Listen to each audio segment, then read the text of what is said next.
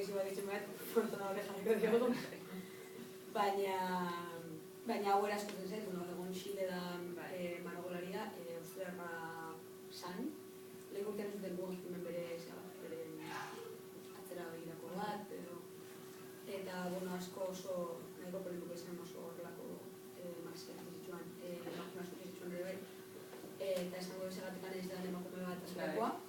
Dano, lanean ari ginenean, ahotsa narratzailearena emakumea zanez, iritzen zitegun razalean emakume bat azaldu da, baina behatea bat ezan gizan egin batzuk. Bai, lehenengo eta behin egon ziren obran emakumea beti borobila guardia. Ez da gizu bere garean zen dira zuzulako egon emakumea krepetzen dira, baina borobila guardia zuztuan emagako bat. Eta gero bestalde, nuan nahi, beti emakume diaztako eseri beti emakumea jantzen ezkiete. Eta justera izan gaztu bat egunareko apalategi baten, eta agertzen ziren gainera oso martiko zertzen dizkete hola,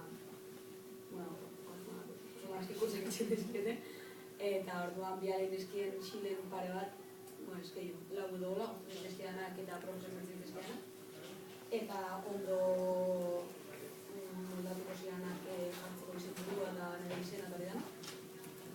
Eta esan nire naixona bala izan dira esanezkoa, lehen eta begin bat uskate horako nahiko zura gutxatuan da, ailerak eskudatu da dago, eta beste alde bat ikan horrak nagoela nahi hoxe. Zobera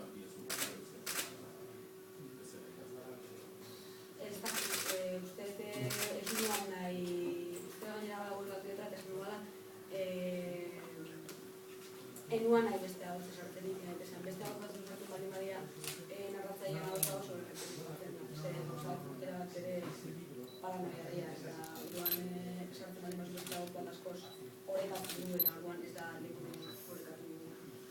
horrekatu bat itxea bakatzen ikuspuntu bat